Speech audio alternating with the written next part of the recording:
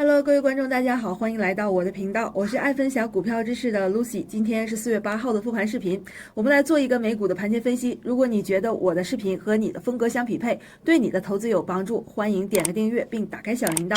以便后续第一时间观看到我的内容。那 Lucy 昨天说到的技术性反弹，该来的还是会来的。那上周预判呢，本周震荡会加剧，也是会出现的。听懂了我们之前美股洞察的一个内部的课程分享的技术分析。修复乖离，尽管昨天开盘前半个小时大家还沉浸在追空的思维里 ，Lucy 选择了苹果公司的期权，做了短短的一波大幅反弹。不得不说，这波反弹还是够大家吃一回肉的。那这场假新闻引发的史诗级波动中呢，苹果市值一夜蒸发了7600亿人民币，那中概股更是血流成河，阿里跌超了9%，小鹏跌了8.7%。而就在市场以为关税政策要松绑时，白宫一记假新闻实锤，直接把华尔街的反弹梦砸碎了。权重股分化，谁在逆势吃肉，谁在跪地割肉。那首先呢，关税重灾区当属苹果和特斯拉公司了。苹果公司呢，3天市值蒸发了6400亿美元瑞银预测，如果说承担了全部的一个关税成本的话 ，iPhone 顶配版可能涨价30%，从1199美元会涨到1550美元，直接冲击销量。库克连夜召集供应链会议，被曝考虑将20%的一个产能转至印度。那另外一家就是特斯拉了，昨天是跌了2.56%。那上海工厂出口量占全球40%。如果说中美关税战升级的话 ，Model Y 美国售价有可能突破6万美元。马斯克发推怒喷，关税是经济核弹。那另外一个呢，就是芯片股的一个逆袭。那我们也看到英伟达领衔然后博通100亿回购，火上浇油。那英伟达的话，昨天是涨了3.53%。那 CEO 黄仁勋放话 ，AI 算力需求不受关税影响。那另外就是博通宣布100亿美元回购计划。CEO 陈福阳称，半导体供应链已本土化，关税冲击有限。那费城半导体指数呢，昨天也是上涨了2.7%，30家成分股仅4家下跌。那美光呢，受益于存储芯片的一个涨价的一个预期，中概股呢就团灭了。阿里市值蒸发了超万亿，纳斯达克中国金融指数暴跌了5.12%，阿里市值跌破了1.5万亿美元，创2023年以来的一个新低。那分析师指出如果美国对华征税25%数字服务税的话，阿里云海外业务可能直接腰斩。那我们还是来一起看看股票的走势图吧。今天呢，我们依然从4个方面来去分析一下第一个方面呢，肯定要去分析一下特斯拉它的一个低开冲高回落。那在这个位置222元的一个支撑就有点困难了。那么第二个方面呢，就是英伟达的一个技术性反弹，我们去分析一下它的一个高度。那么第三个方面呢，就是看一下苹果公司它的一个弱势反弹呢，我们只看关税结果。第4个方面呢，就是 SQQ 修复乖离反正纳指的一个反弹。那我们先来看一下这张图表，是特斯拉的日线走势图。我们可以看到呢，这2条线还是 Lucy 此前画的一个三角形的一个2条边。那么现在看呢，昨天其实在盘前的时候，大家其实有看到特斯拉的一个股价它其实出现了近期的一个新低214。那么在这个地方呢，我们可以向下去看一下 MACD 的一个走势，其实呢已经印证了现在走势是出现了一个节节败退的一个走势。那在这个过程中特斯拉呢，它有可能在这个地方因为关税的原因得不到进一步的一个这个缓解的话它有可能会出现一个死叉。这个地方如果出现了死叉之后呢，它的 MACD 的一个方向呢就会是向下的一个力度。那这里呢就会出现红色的柱子，那会不会一根比一根长？那这里呢，我们还是要去逐日的去跟踪。但是可以确定的是，如果说这里出现了红色的向下的柱子呢，那有可能这一阶段会出现一个 Lucy 此前讲过的一个日线的底背离通过 MACD 来看的。那么股价呢，可能有朋友会问214它这不是已经新低了嘛，对吧那么在这个过程中呢 ，Lucy 认为214远远没到新低的一个位置，那它有可能会出现什么呢？就是随着这个红色的柱子放大随着这个柱子放大，它有可能股价会继续进一步的一个下跌。那么大家别忘了，此前是有机构认为特斯拉会跌到180元的。那如果说这个过程中如果会出现的话，那大家也要客观的去看待特斯拉的一个股价。那么跌破220元前边的一个支撑的话，我们是以看空的一个思维来去做特斯拉的。那么既然看空的话，我们来看一下这张图表是 Lucy 去截取的一个特斯拉的1倍的一个做空的一个走势。那我们可以反过来去验证一下它的一个走势，也就是说，如果特斯拉的正股它会出现这种节节败退向下的一个走势的话，那么可以看到，那做空的它就会出现一个反向特斯拉做空的反向就会上涨。那么它能否上涨的话，我们来看一下，它现在的均线呢是处于一个中期的一个均线。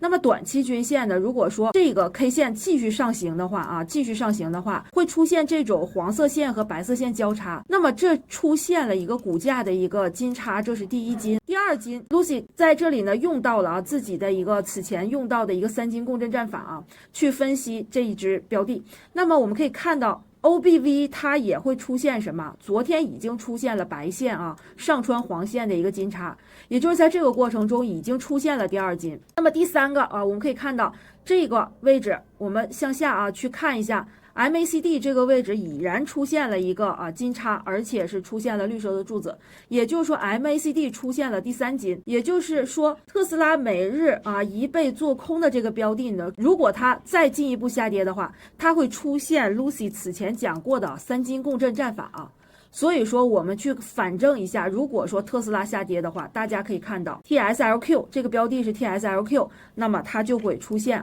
TSLQ 就会出现一个上涨。所以说这个就是它的一个这个多空思维的一个转换，这个真的一个进一步下跌跌破的话，那有小伙伴有兴趣的话可以去参与一个做空的 ETF。 我们再来看一下英伟达的一个走势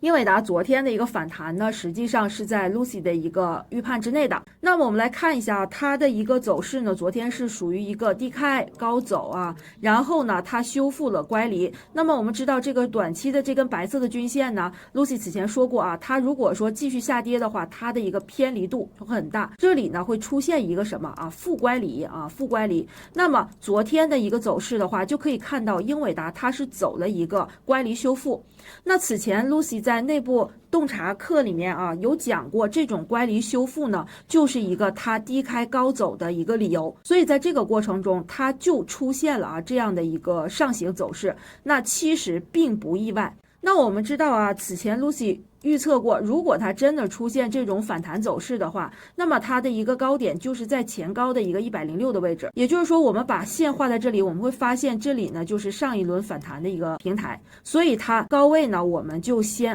看到这个位置这个是对英伟达的一个判断，它也符合了我们昨天的一个条视频就是你看这是16个小时之前也就是说上一条视频，那 Lucy 也讲到了英伟达，而且呢图形已经画出来了，那就是说去等它一个抄底的机会。那没想到话音刚落，晚上开盘就出现了这种反弹，它其实它的一个路径呢就在我们的一个分析当中。如果说想跟踪英伟达日内走势的粉丝朋友们呢，可以先给Lucy 点一个订阅，那么成为Lucy 的订阅粉丝。那本周呢给到大家的福利呢，就是我的一个内部课程美股洞察的一个时间，每周的周二、周三、周四的一个下午5点的一个时间，会有内部课程经验的一个分享。那结合当下的一个行情呢，通过更详细的方法去跟踪日内个股的一个走势。有说想进一步学习的朋友说想学比如说这个负乖离的一个方法，那么可以在咱们视频下方的链接置顶链接找到 Lucy 的助理，然后呢发送口令这个口令呢是礼物2个字你会得到什么呢？一个是我们阳光财道内部的美股洞察的一个课程体验，然后呢还有就是刚刚 Lucy 说过的这个3金共振战法，它的一个均线的一个设置，包括 MACD 的一个设置，还有 OBV 的一个设置都会给到大家。那么本周呢 Lucy 团队的老师还准备了内部直播教学课程，本周的话是龙头解析班的实战篇这个实战篇呢其实从8号就是今天已经开始了，龙战四方。那么有想学习的朋友们呢也一并可以申请，那8号到12号呢就是这一组的一个课程。那么如果说错过了今天4月8号的，我们还有回放可以看，所以呢本周福利多多。我们再去看一下苹果公司的一个走势，因为在这个过程中啊，Lucy 呢最近一直是在跟踪这个三大权重股的一个走势。那么这样的话，我们是可以推断出纳指的一个方向的。这张图表呢是苹果公司的日线走势图，我们可以看一下苹果公司昨天啊，其实它冲高回落，而且呢它出现了一个近期3天呢成交量的一个放大。其实呢近一段时间 Lucy 呢很久没有讲过成交量了，但是昨天这里呢出现了一个高量柱啊。那么这个高量柱呢，我们可以看到它在这个过程中啊，其实呢就是一个资金的一个抄底的一个行为。那这个地方我们可以看到啊，虽然说苹果公司昨天呢最后是收出了一根真阴线，那么在它的一个盘中啊，其实它的一个振幅啊是不小的。那我们可以看到苹果公司它在这一轮它的一个下跌啊，其实还是蛮大的。它这2个缺口的一个幅度啊，对纳指有一些影响的。所以在这个过程中，其实呢它的一个下跌幅度，我们可以看到啊，前面这一段其实还算是一个比较温和的哈。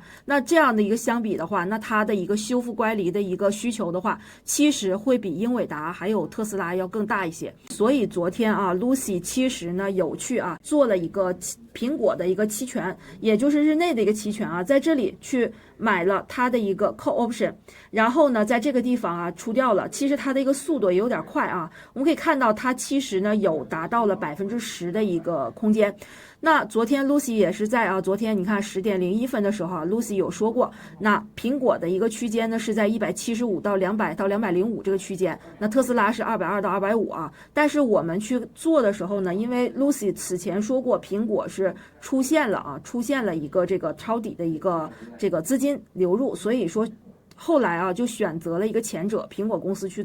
去交易。那么特斯拉的话昨天也是出现了220到250之后的一个回落。所以说我们可以看到其实呢22点17分也就是说在我说完之后的一个10几分钟左右呢出现了一个高点。那 Lucy 呢是在它没有达到200194左右的时候，那 Lucy 看到它冲高回落就止盈了我的一个这个 call option 所以说在前一条视频呢，其实 Lucy 有讲过，也是昨天的那条视频分析苹果公司呢，它就是在它的一个出现了一个资金抄底的一个走势。所以说我们知道它的一个抄底资金来了，但是呢它昨天低开的一个位置其实在盘前已经出现了。所以我们只有一个判断，就是它既然是要反弹的话，你盘前都出现在这个位置了，对吧？那我们认准它反弹，我们就会在一个低点的一个位置去参与。在这个过程中我们去做 call option 的时候，那就有一个正确的一个方向的一个思路这个就是做到了苹果的一个反弹方法。这里呢是给大家分享一下这张图表呢是纳斯达克指数你看一下这里是纳指，那么它的一个对比和3倍做空纳指，也就是 SQQQ 的一个走势。那我们先来看一下这里连续的一个下跌，这是纳指昨天收阳的一个走势。我们可以看到这个 Lucy 此前讲过的，它的一个低开高走呢，实际上是修复了这一个短线的一个这个线阻，那么是这里。那如果说我们对应了 SQQQ 的话呢， SQQQ 其实是做空的，所以我们对折下来的话，你会发现 SQQQ 其实昨天出现了一个乖离过大，它是正乖离，所以它的股价已经飞出了这些均线，它就会出现一个什么修复。那如果说我们反向来看的话，那 SQQQ 我们知道它多头我们会比较好看一些能接受一些。那 SQQQ 如果出现了一个正乖离的一个修复的话正乖离一个修复的话，那么必然 QQQ 它要上涨的。所以说我们昨天去判断它的一个反弹呢就成立了所以这个就是我们通过反向指标去判断，也就是说我们今天特斯拉也是用这种方法去判断的。短期来看呢，我们要做到哪些呢？ Lucy 这里整理一下思路给大家参考散户生存指南，宁可错过不要做错。这场关税风暴教会我们2件事：政策势力谣言比子弹更快。白宫昨天一句话就能让纳指暴涨暴跌9%，散户千万别追涨杀跌。第二呢，就是现金流才是王道。那博通敢砸100亿回购，苹果却只能割肉，说明硬核技术加本土化供应链才是抗风险的王牌。记住，暴跌后的第一波反弹往往是陷阱，等3大信号：政策缓和、缩量止跌，加上龙头企稳共振再出手。咱们今天的分析就到这儿，明天见了，拜拜。